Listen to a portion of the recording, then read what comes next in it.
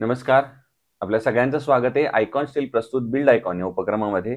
आज आम्ही आलोत नाशिकमध्ये आणि माझ्यासोबत आहेत master engineer Mayur Nandan sir. Master engineer अर्थात म्हणण्याची 2-3 कारणं आहेत. एक म्हणजे त्यांनी स्वतः मास्टर्स केलेलं आहे. दुसरं कारण म्हणजे त्याच्यानंतर आपण दरवेळेला म्हणतो, की कन्स्ट्रक्शनमध्ये फार मोठा वाटा हा मॅनेजमेंटचा आहे. अनेक गोष्टी मॅनेज कराव्या लागतात. त्याप्रमाणे त्यांनी पोस्ट ग्रॅज्युएशन मॅनेजमेंटमध्ये पण केलेलं आहे. तिसरं ते मागच्या अनेक वर्षांपासून इंडस्ट्रियल आणि वेअर हाउसिंग या क्षेत्रामध्ये कार्यरत आहेत. त्यामुळे ते एका अर्थानं मास्टर आहेत. आणि चौथी आणि महत्त्वाचे कारण म्हणजे इंडियाज टॉप 10 सीईओ मध्ये त्यांचा नामोल्लेख होतो. त्यामुळे ही आपल्या सगळ्यांसाठी, नाशिककरांसाठी स्पेशली फार अभिमानाची गोष्ट आहे, की अशी एक व्यक्ती आपल्यासोबत आहे आणि इंडस्ट्रीत आहे. त्यामुळे त्यांचा आजपर्यंतचा हा प्रवास कसा होता, या क्षेत्राबद्दल त्यांची स्वतःची मतं काय आहेत, या सगळ्या संदर्भात आपण त्यांच्याशी गप्पा मारणार आहोत, बिल्ड आयकॉन या प्लॅटफॉर्मवर. नमस्कार सर. नमस्कार. त्यामुळे आधी गप्पांना आपण अशी सुरुवात करूया. थोडंसं फ्लॅशबॅकमध्ये जाऊन आणि मला विचारायचं आहे ते म्हणजे तुमच्या शैक्षणिक पार्श्वभूमीबद्दल. म्हणजे अगदी शाळा कुठली होती, मग कॉलेज कुठलं होतं? सिव्हिल इंजिनिअरिंग या फील्डमध्ये येण्यामागचं इन्स्पिरेशन कोण होतं, ज्यांच्यामुळे तुम्ही या क्षेत्रात आलात? आणि म्हणजे थोडक्यात के-जी टू पी-जी हा एक प्रवास आम्हाला आधी ऐकायचा आहे आणि मग आपण या क्षेत्रातल्या काही ओके. प्रश्नांकडे येऊया. माझी शाळा म्हटली तर I am good student of Kilbil Saint Joseph high school. Okay. नंतर सिव्हिल इंजिनिअरिंग का हं. आणि ह्या फील्डमध्ये यायचं कारण काय तर हा एलोरा ईपीसी प्रायव्हेट लिमिटेड ही जी कंपनी आहे त्याचे फाउंडर आहेत mister Sanjay Nandan, is CMD. यांनी यांचा प्रवास मी पूर्ण बघितला. ते माझे ॲक्च्युली आयडल आहेत माझ्या फील्डचे. तर माझ्याकडे दुसरा लाईफमध्ये कुठला ऑप्शन मी विचार केलाही नाही आणि नाही त्यांनी मला करू दिला. हां. तर आणि मी माझ्या सिव्हिल फील्डसाठी मी स्वतः खूप पॅशनेट आहे. ओके. तर मग मी डिप्लोमा केला केकेवाकमधनं. नंतर मी सप्रा नॉलेज हब जे पुणे युनिव्हर्सिटी एफिलिएटेड आहे तिथून मी माझी इंजिनिअरिंग झाली. नंतर मास्टर्स कन्स्ट्रक्शन मॅनेजमेंट केलं आणि MBA ऑपरेशन्स केलं. जेव्हा त्याच्यानंतर ठरवलं की सिव्हिल इंडस्ट्रीमध्येच जोरात काम करूयात. बरोबर. आणि मग तुम्ही या क्षेत्रात आलात. येस. तर मग या क्षेत्रात आल्यानंतर खरं तर एका सिव्हिल इंजिनिअरचा खरा स्ट्रगल सुरू होतो असं म्हणतात, की पहिल्यांदा आपण कुठेतरी सर्व्हिस प्रॅक्टिस करतो. थोडासा अनुभव मिळवण्यासाठी. तुमच्याकडे तर होम पीस तसं तयार होतं एका अर्थानं. त्यामुळे त्याहीबद्दल ऐकायचं आहे. आणि दुसरं स्वतः नंतर जेव्हा इंडिपेंडेंटली पहिल्या प्रोजेक्टवर जायला लागलात, तर त्या पहिल्या प्रोजेक्टची आठवण कशी होती? तेव्हा फ्रेशर असताना थोडं काही दडपण आलं का? किंवा तेव्हा याचा एखादा प्रसंग? हे आपलं मास्टर्स झालं. त्याच्यानंतर मग विचार केला की आता काय कशी सुरुवात करायची? तर घरी जातो, आई-वडिलांना सांगितलं की नोकरी करतो, हे करतो. तर वडिलांनी मला एकच सांगितलं, की "तुला एक्सपिरियन्स पाहिजे तर तो बिझनेसचाच पाहिजे. तर तू बिझनेसच कर." हं. तर मोस्टली काही कुठे मी आजपर्यंत इंटरव्ह्यू दिलेला नाहीये अच्छा. किंवा काही म्हणजे मला तो प्रसंग आला नाहीये. पण माझं पॅशन, माझं व्हिजन एक खूप मोठं होतं. बिझनेसला लागायच्या पहिले माझा आराखडा फिक्स होता किंवा मला बिझनेस कुठल्या लेव्हलपासून कुठल्या लेव्हलला घेऊन जायचं आहे. बरं. हे सगळं करत असताना आपलं माझं मिशन, माझं व्हिजन हे पण फिक्स होतं. एलोरा ही कंपनी म्हणजे जसं 37 इयर्सपासून आहे.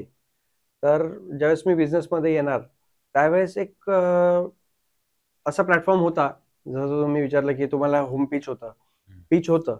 पण त्या पिचला थोडं फाईन ट्यून करून अजून कसं प्रोफेशनल वेमध्ये कसं प्रोफेशनल एक तर मी जसं हे बोललो आणि कसं कॉर्पोरेटमध्ये घेऊन जायचं आमच्या फील्डला, त्याच्यात माझं जास्त काम होतं. तर मी जास्त मिशन, व्हिजन ते डिफाईन केलं आणि ओके. कामाला सुरुवात केली. वाह! मग आता या क्षेत्रातल्या काही प्रश्नांकडे येऊया. त्यातला पहिला महत्त्वाचा प्रश्न आहे म्हणजे तुम्ही बघितलं असेल या क्षेत्रामध्ये अनस्किल्ड लेबरचं पर्सेंटेज बरंच जास्त आहे आणि कदाचित तुम्ही इंडस्ट्रियल आणि वेअरहाउसिंगमध्ये करताय कदाचित तेथंही असेल. तर मग अशा लोकांबरोबर काम करताना तुम्ही काय काळजी घेता किंवा ती कशी लेबर मॅनेजमेंट कसं करता? लेबर मॅनेजमेंट हा एकतर सिव्हिल इंजिनिअरिंग फील्ड पूर्ण वर्सटाईल फील्ड आहे. मी कायम हो. आमच्या टीमला पण सांगत असतो. म्हणजे बरोबर. ती प्रोडक्शन सारखी नाही, की एकदा रोबोटिक सारखं मशीन्स लावले, की एकदा तेच प्रोडक्शन हो, निघेल हो. असं काही नाहीये.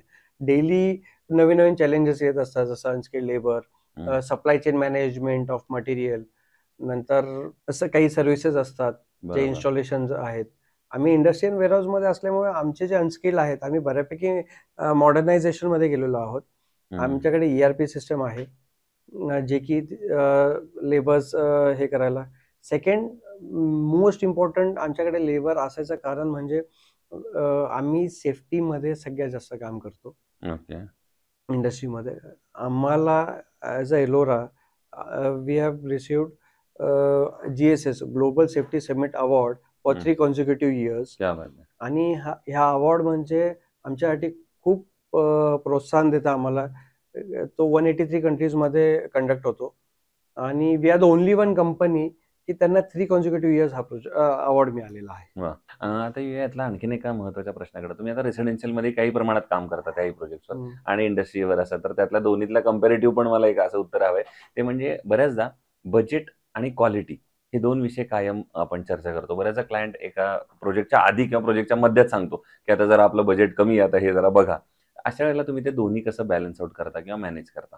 Luckily Ellora as a brand आम्ही फक्त ब्रँड सोबतच काम करतो. क्लायंट तर आमचे जसे की सुला वाईन्स आहे, TDK आहे, थायसन ग्रुप आहे, ABB आहे. आमचे जे क्लायंट्स आहेत हे पहिले ते स्वतःच क्वालिटी आणि सेफ्टी ओरिएंटेड आहेत. बरोबर. नंतर मी खूप लकी आहे की एलोराचा ॲज अ CEO म्हणून काम करतोय. तर मला असे क्लायंट्स मिळाल्यावर आम्हाला आधात-मधात कधीच हे नाही राहत. आमच्या पहिल्याच दिवशी आमची क्वालिटी डिफाईन होते.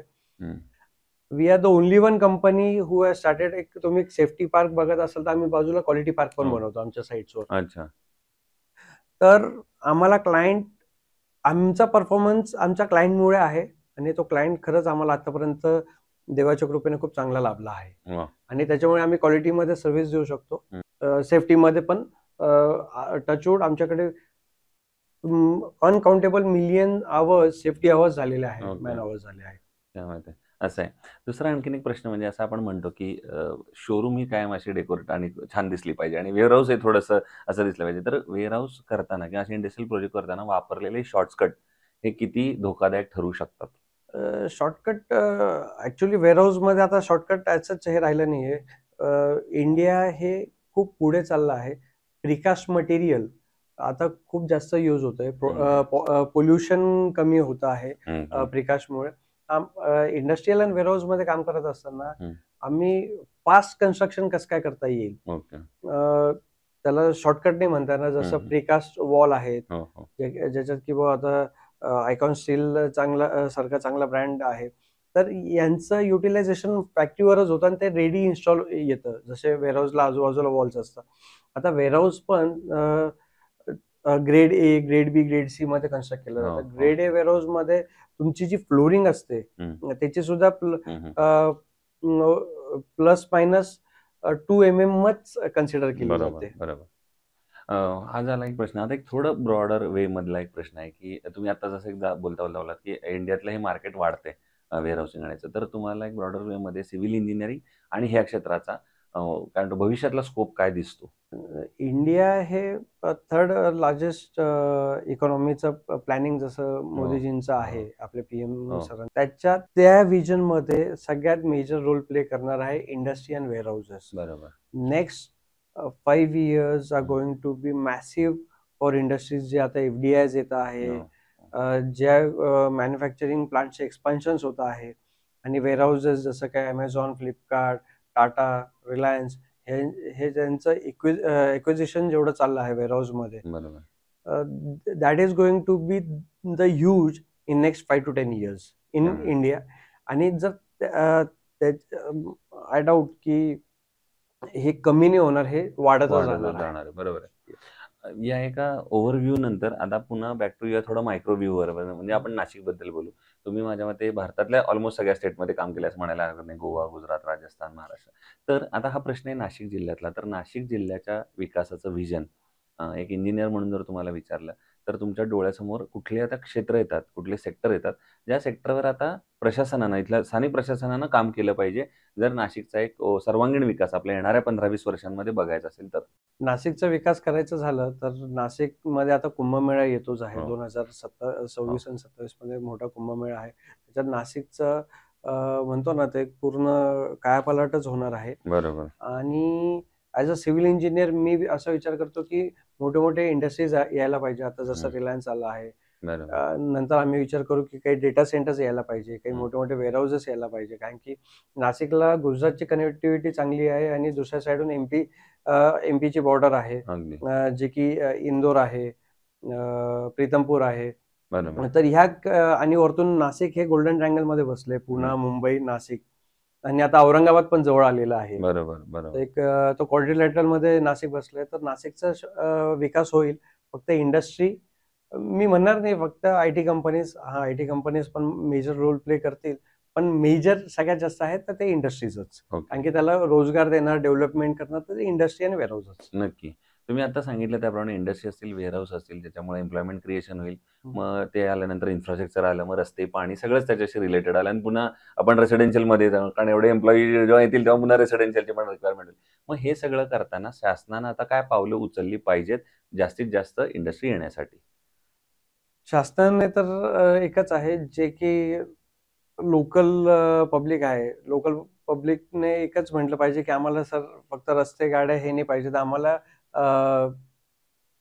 एम्प्लॉयमेंट पाहिजे सगळ्यात हं, जास्त. हं, कारण की आता सॅच्युरेशन मी जेवढं बघतो आहे नाशिकमध्ये खूप सॅच्युरेशन झालं आहे जॉब्सचं. हं, हं, आणि चांगले प्रोफेशनल पण मायग्रेट नाही होते नाशिकमध्ये. हं, सगळ्या लोकांना पुणे आणि मुंबईच पाहिजे आहे. हं. तर माझं असं सगळ्यांना पर्सनल रिक्वेस्ट राहील की इंडस्ट्रीकडे फोकस ठेवू. रस्ते, पाणी हे तर ऑटोमॅटिक डेव्हलप करेल शासन. हं, अ, हं. सरकार पण चांगलं असल्यामुळे. आणि अ, जर राहिला प्रश्न रेसिडेन्शियल किंवा कमर्शियल, कमर्शियल आणि रेसिडेन्शियल प्रोजेक्टचे इतके छान-छान प्रोजेक्ट चालू आहेत हो, नाशिकमध्ये. हो. आमचे 2-3 प्रोजेक्ट चालू आहे. एक आहे आमचे सगळे प्रीमियम प्रोजेक्ट्स आहेत. एक आहे गंगापूर रोडला द वेस्टिन म्हणून कॉलेज रोडला चालू आहे रेसिडेन्शियल. गोविंदनगरला रेसिडेन्शियल चालू आहेत. आम्ही सक्सेसफुली प्रोजेक्ट हँडओव्हर करतोय. पण आम्ही as a brand, Ellora as a brand आम्ही फक्त क्वालिटीकडे फोकस करतो ॲज कंपेअर टू बाकी रिअल इस्टेट डेव्हलपर्स. ओके. आता खरा एक अवघड प्रश्न विचारायचा आहे. तो म्हणजे ऑलमोस्ट 500-600 प्रोजेक्ट्सपेक्षा जास्त प्रोजेक्ट केल्यानंतर त्यातला एकच प्रोजेक्ट जर निवडायची वेळ आली, जो तुमचा आयकॉनिक प्रोजेक्ट आहे, तो करताना सगळ्यात जास्त आनंद, समाधान वाटलं, दिल के करीब आहे. तर तो कुठला आणि त्याचं काय वैशिष्ट्य आहे? येस. मला तो प्रोजेक्ट मी स्वतः एक्झिक्युशन केला नाहीये. आमच्या टीमने एक्झिक्युशन केला होता तो प्रोजेक्ट. तो आहे टी-डी-के. 4.5 एकरचा प्रोजेक्ट होता. Nearly about we can say 3 to 4 lakh square foot construction होतं. 15 महिने आम्ही टार्गेट घेतलं होतं. तो प्रोजेक्ट आम्ही 12 महिन्यात कंप्लीट केला. 12 महिन्यात पण 2 रेनी सीझन आले, जो की रेनी सीझन कायम हर्डल असतो सिव्हिल इंडस्ट्रीला प्रोजेक्ट एक्झिक्युशन करायला. त्या प्रोजेक्टला आम्हाला क्लायंटने पण अप्रिशिएट केलं आणि क्लायंटचं प्रोडक्शन फास्ट चालू झालं. हं, त्याच्यामुळे तो आमचा आयकॉनिक प्रोजेक्ट आहे. हं. असे आम्हाला तर रोज चॅलेंजेस येतच असतात. पण आमचे सगळेच प्रोजेक्ट खूप छान झाले. आमचे सॅमसोनाइट प्रोजेक्ट खूप छान झाला आहे. टायसन ग्रुपचा जो प्रोजेक्ट आहे त्याच्यात आम्हाला रिपिटेटिव्ह 28 वर्क ऑर्डर्स मिळालेले क्या आहेत. बात नंतर शालिमार पेंट्स R&D सेंटर हां. आम्ही केलंय. आम्ही सुलावाईन्स मोठा प्रोजेक्ट आहे त्यांचा पण आम्ही बॉटलिंग प्लांट रिसेंटली पिंपळगावमध्ये कंप्लीट केला आहे. म्हणून each and every project is iconic for us. Okay, okay. आणि प्रत्येक प्रोजेक्ट आमच्याकडे चॅलेंजेस घेऊन येत असतो. बरं. ज्या नोटवर तुम्ही संपवलं त्याच नोटवर पुढचा प्रश्न आहे, की जे चॅलेंजेस आले कारण 10 वर्षाच्या प्रवासामध्ये ऑफकोर्स असं नसणार, की सगळंच एकदम फुलुंगर असतात. तर त्याच्यातले कार्टूनचे काही जर सीन तुम्ही आम्हाला सांगितले म्हणजे अर्थात एखादं प्रॉब्लेम किंवा आव्हान आणि त्या आव्हानावर तुम्ही कशी मात केलीत, असा एखादा प्रसंग? ॲज अ कंपनी सीईओ तर आम्हाला रोज सकाळी प्रॉब्लेम्सच असतात, की हो. बाबा हे प्रॉब्लेम्स आहेत. हं, पण आजपर्यंत आम्ही वाय एलोरा हं, आणि वाय एलोरा ईपीसी प्रायव्हेट लिमिटेडच. We are best in planning, we are best in execution, we are best in executing project ahead of our schedules with quality and timely with safety. Okay. Problems आम्हाला रोज येत असतात. प्रत्येक project आला की आमचा त्याच्यावर थरो स्टडी असतो. आम्हाला एवढं एक माहिती आहे, जो 37-38 इयर्सचा जो एक्सपिरियन्स आहे, हं, तो एक्सपिरियन्स आम्हाला फक्त आणि फक्त आहे प्लॅनिंग. 2 एक्झाम्पल मला द्यावेसे वाटतात. नक्कीच. एक आहे ताजमहल जसं बनवलं आहे. हं, त्याच्यात ताजमहलमध्ये हे एक्झाम्पल पण मी शेवटी वाचलं आहे कुठेतरी. ताजमहल हे प्रॉपर प्लॅनिंग केलं गेलं हो. कागदावर आणि मग ते एक्झिक्यूट केलं गेलं. तर हे 2 वेळा झालं. पहिले कागदावर आणि मग एक्झिक्युशन. तर प्रॅक्टिस तेवढी झाली. आणि सेकंड आहे त्याच्यात जे प्रोक्युरमेंट असतं, जे आजकाल जी प्रोसेस चालू आहे, मी म्हणतो ते चायना मार्केट किंवा जो L1 असेल त्याला प्रोजेक्ट द्या. बरोबर. तर हे जे माइंडसेट आहे, हे क्लायंट असो किंवा कोणीही असो, किती निगोशिएट केलं पाहिजे, त्याला एक लिमिटेशन्स पाहिजे. प्रॉपर ॲनालिसिस पाहिजे, ABC ॲनालिसिस म्हणतो आपण. तर हे दोघं-तिघं आमच्याकडे प्रोजेक्ट प्लॅनिंगला MSP यूज करतो आम्ही, प्रायमावेरा यूज करतो. भरपूर काही गोष्टी आहेत आम्ही जे तर त्याच्याने आम्हाला प्रॉब्लेम आम्ही जो येणार आहे, तो मिटिगेट लवकर करतो. बरोबर. दुसरं कन्स्ट्रक्शनमध्ये जेव्हा स्टील निवडण्याची वेळ येते, तेव्हा तुम्ही जनरली काय पॅरामीटर्स बघता आणि मग ठरवता की हे स्टील चांगलं आहे, हे वापरलं पाहिजे? स्टील सिलेक्शन करत असताना त्याची डक्टॅलिटी, ओके. त्याचं जो डायमीटर ऑफ बार असतो तो ॲक्युरेट आला पाहिजे. हो. जसं आता डिस्कस करत होतो, टाटा, JSW आणि माझ्यासाठी आयकॉन. हे तिसरं आपण एक प्रायमरी स्टीलमध्ये आपण कन्सिडर करू. हो, हो. म्हणजे जर त्यांनी सांगितलं की हे 16 mm बार आहे किंवा 8 mm बार आहे, तर त्याचं गेजमध्ये पण चेक केलं तर इट शुड कम. बाकी आम्ही त्यांचे केमिकल टेस्ट करतो, मेकॅनिकल टेस्ट करतच असतो. बरोबर, बरोबर. So this are the parameters what we select. आमच्याकडे प्राइस हा कन्स्ट्रेंट कधीच नाहीये. बरोबर. ब्रँड हा कन्स्ट्रेंट आहे, तर ते की त्यांच्या क्वालिटीमुळे. नक्कीच. आयकॉन स्टील यापूर्वी कधी कुठल्या प्रोजेक्टमध्ये वापरलंय का? आयकॉन स्टील आता मला आठवत तर नाही, कारण ओके. की we have a number of projects. बरोबर. पण आयकॉन स्टील येस आम्ही यूज केलेलं केलेलं आहे. नक्कीच. आणि आता अगदी शेवटचा प्रश्न आणि महत्त्वाचा, ते म्हणजे या क्षेत्रामध्ये जे नवीन तरुण इंजिनिअर्स येतात, फ्रेशर्स येतात, तुमच्याही कदाचित टीममध्ये बरेच असतील, तर त्यांना तुम्ही काय सल्ला देता? असाच तुमच्यासारखा यशस्वी प्रवास जर त्यांना करायचा असेल तर?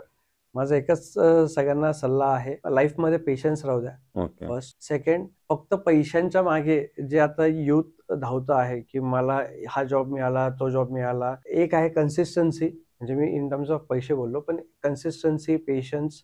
प्रत्येक युवक सिव्हिल इंजिनियर आहे किंवा कारण की जर त्यांनी पेशन्स नाही ठेवले, तर त्यांना एक मोठा देश घडवायचा आहे, डेव्हलप करायचा आहे. डेव्हलपमेंट करत असताना घाई गडबडीत सेल्फ सॅटिस्फॅक्शन पण भेटला पाहिजे कामासाठी, जे की सध्या ओव्हरऑल दिसत नाहीये.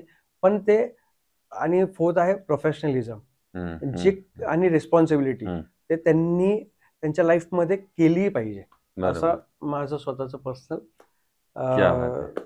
सांगणार आहे सगळ्यांना नक्कीच. As a guide. तर ते इंजिनियर मयूर नंदन सर आणि त्यांनी सांगितलं त्याप्रमाणे पेशन्स हा त्यातला सगळ्यात महत्त्वाचा फॅक्टर आहे. ऑफकोर्स, आणि तो सिव्हिल इंजिनिअरकडे जास्त याच्यासाठी पाहिजे, कारण कुठली बिल्डिंग अशी काही रातोरात उभी राहत नाही. त्याच्या आधी सरांनी सांगितलं त्याप्रमाणे प्लॅनिंग ही फेज फार महत्त्वाची असते. प्लॅनिंग झालं की त्याचं एक्झिक्युशन, आणि ते एक्झिक्युशन करायला सुद्धा काही महिन्यापासून काही वर्षांपर्यंतचा काळ जातो. त्याच्यानंतर एक प्रोजेक्ट तयार होतो. त्यामुळे तो पेशन्स असणं महत्त्वाचं आहे. अर्थात तुम्ही क्वालिटी तेवढंच लक्ष दिलं पाहिजे, कारण सर म्हणले तसं एका डॉक्टरच्या चुकीमुळे एखाद्याचेच प्राण जातील, पण एखाद्या सिव्हिल इंजिनिअरच्या चुकीमुळे कदाचित शेकडो जणांचे प्राण सुद्धा जाऊ शकतील. त्यामुळे तेही तुम्ही काळजी घेतली पाहिजे. त्यामुळे या जर 2-3 गोष्टी तुम्ही महत्त्वाच्या फॉलो केल्यात, तर तुम्ही या क्षेत्रामध्ये नक्की यशस्वी व्हाल. पुन्हा एकदा सर आपले मनापासून आभार की तुम्ही आलात, आणि भविष्यात सुद्धा असेच उत्तम आयकॉनिक प्रोजेक्ट निर्माण व्हा. तुम्ही जे सांगितलं देश निर्मितीचं कार्य सिव्हिल इंजिनियर करत असा, तर एक प्रकारे ही फार महत्त्वाची आपल्या डेव्हलपमेंटसाठी भारताच्या हे फार महत्त्वाचे वेअरहाऊसिंग आणि इंडस्ट्री, त्याच्यात तुम्ही काम करताय. त्यामुळे अशा क्षेत्रात तुमची अशी उत्तम काम चालू राहो, यासाठी आयकॉन स्टीलतर्फे मनपूर्वक शुभेच्छा. थँक्यू. छान प्लॅटफॉर्म दिला आयकॉन स्टीलने आम्हाला बोलायला. Yes sir. आणि तुम्ही पण चांगला आमचं हे केलं. Thank you very much. थँक्यू.